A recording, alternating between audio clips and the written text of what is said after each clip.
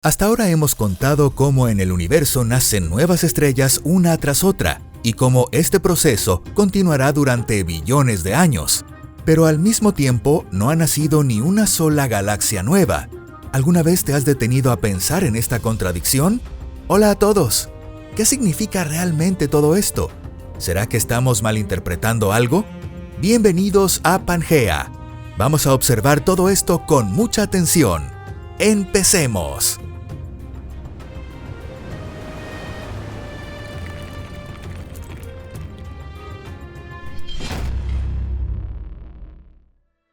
¿Cómo nacieron las galaxias? Muy bien, vamos a desentrañar todo esto. Para empezar, sigamos el consejo del rey en Alicia en el País de las Maravillas y comencemos por el principio. Es decir, arranquemos desde los primeros tiempos del universo, cuando nació y cómo poco a poco fue transformándose hasta llegar a la forma que conocemos hoy. Porque justo ahí es donde se oculta la clave del misterio. Hace unos 13.800 millones de años, justo después del Big Bang, el universo no se parecía en absoluto a lo que vemos ahora. Al principio ni siquiera existían las interacciones fundamentales que forman la base de todos los procesos físicos. En el instante mismo del Big Bang, la gravedad, el electromagnetismo, la fuerza fuerte y la fuerza débil estaban unificadas. Solo más adelante comenzaron a separarse. El universo era extremadamente caliente, homogéneo, opaco a la luz y de una densidad increíblemente alta.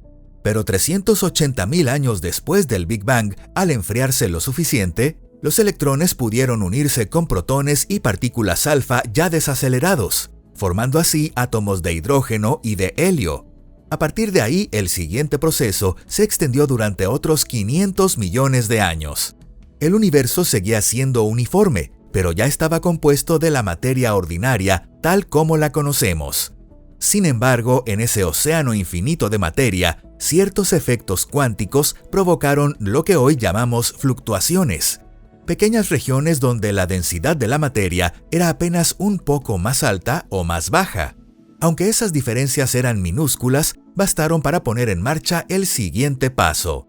Lo que ocurrió después puede compararse a cuando empiezan a formarse grumos en una crema de sémola, con la diferencia de que en este caso la olla era el universo entero, los granos eran los átomos y las moléculas, y la cocción se prolongó durante 550 millones de años.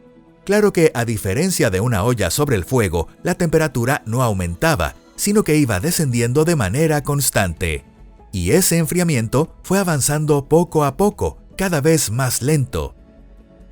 De los grumos a las galaxias. ¿Cómo fue que el universo pasó de aquel estado primitivo, una especie de océano primordial, a la forma que observamos hoy en día? Lo cierto es que, aunque sabemos mucho, todavía no comprendemos del todo cómo se formaron las galaxias, ni cómo surgió la estructura a gran escala del universo, con sus filamentos y vacíos y sobre todo muchos aspectos que siguen siendo objeto de intenso debate entre los científicos. Aún así, hay ciertos puntos que hoy se consideran bastante sólidos y aceptados. ¿Recuerdan los grumos de los que hablamos en el capítulo anterior? Esos grumos comenzaron a crecer bajo la influencia de su propia gravedad, y cuanto más grandes se volvían, más rápido avanzaba este proceso. Aquí vale la pena hacer una pequeña pausa para hablar nuevamente de la materia oscura. La materia oscura es una forma de materia enigmática, que no emite luz y casi no interactúa con la materia normal, salvo por la gravedad. Hoy en día se estima que la materia oscura representa alrededor de 4/5 partes de toda la materia del universo, y se cree que jugó un papel clave en la formación de su estructura a gran escala. Probablemente fue precisamente por su abrumadora superioridad en cantidad que los cúmulos de materia oscura, los mismos grumos de antes, comenzaron a colapsar primero bajo su propia gravedad. Estos grumos atrajeron átomos de hidrógeno y helio y terminaron actuando como esqueletos sobre los que se formarían las galaxias. Como resultado, la neblina que llenaba el universo primitivo comenzó poco a poco a despejarse, y el universo dejó de ser homogéneo. Con el paso del tiempo fue adquiriendo una estructura que, en muchos aspectos, ya se parece bastante a lo que hoy podemos observar. ¿Cómo es el universo hoy? Ahora que hemos hecho un viaje por la historia lejana del universo observable, volvamos la mirada al presente. Hoy en día, las galaxias siguen estando formadas principalmente por gas interestelar y polvo. De hecho, la masa total de las estrellas es mucho menor que la del material que podría servir como materia prima para formar nuevas estrellas.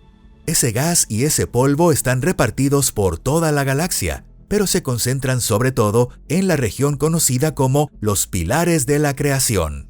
Y es precisamente ahí donde, aunque en una escala mucho menor, ocurre un proceso muy parecido al que tuvo lugar poco después del nacimiento del universo. Las fluctuaciones cuánticas originan pequeños grumos de materia. Esos grumos crecen, colapsan y así nacen nuevas estrellas.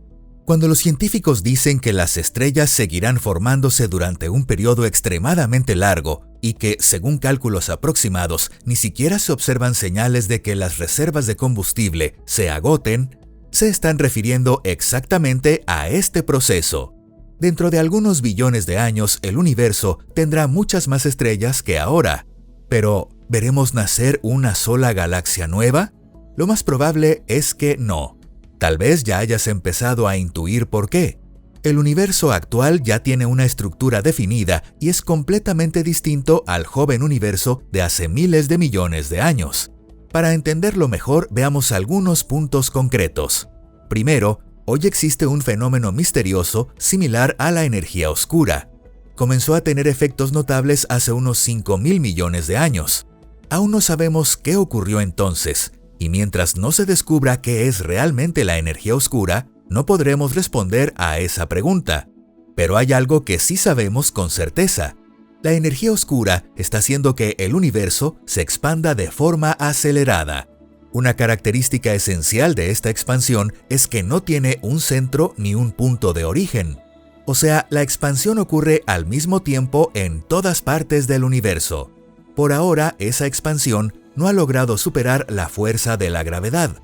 Por eso no afecta a los cúmulos de galaxias, esos conjuntos de islas de estrellas que siguen unidos por la gravedad.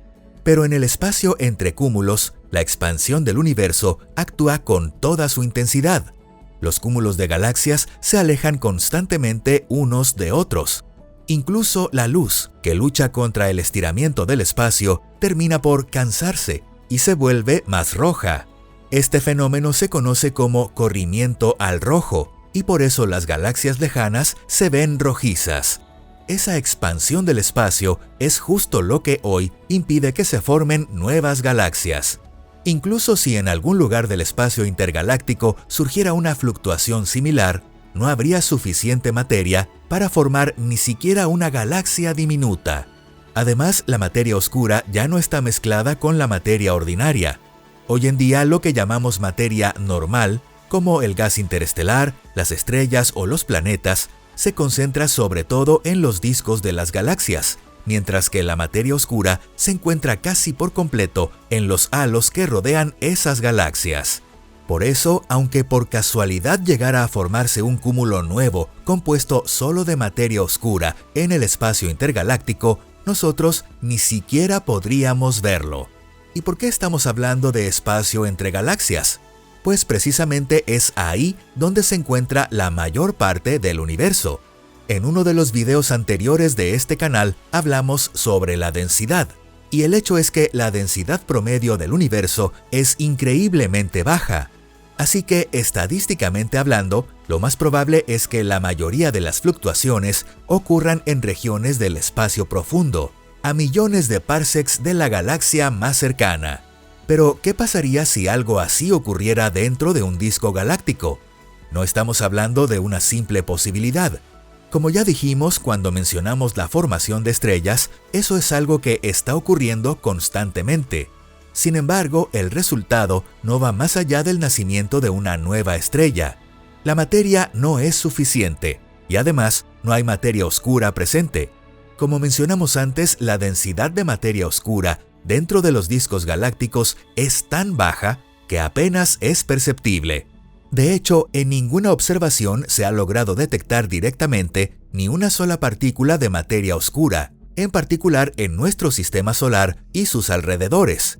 Una verdadera lástima. porque si lográramos encontrar aunque fuera una partícula o un solo cuanto, podríamos empezar a entender sus propiedades. En otras palabras, en el universo actual ya no nacen nuevas galaxias, y eso se debe a que han cambiado las propias condiciones del universo. Podemos compararlo con la colonización de nuevas tierras. Primero se construyen las nuevas ciudades, y luego esas ciudades comienzan a desarrollarse. Lo mismo ocurrió en el universo. Todas las galaxias posibles ya se formaron, al igual que los filamentos, los muros y los vacíos que conforman su estructura a gran escala. Y ahora hemos entrado en una etapa en la que lo que queda es aprovechar la materia dentro de esas galaxias para transformarla en nuevas estrellas y planetas.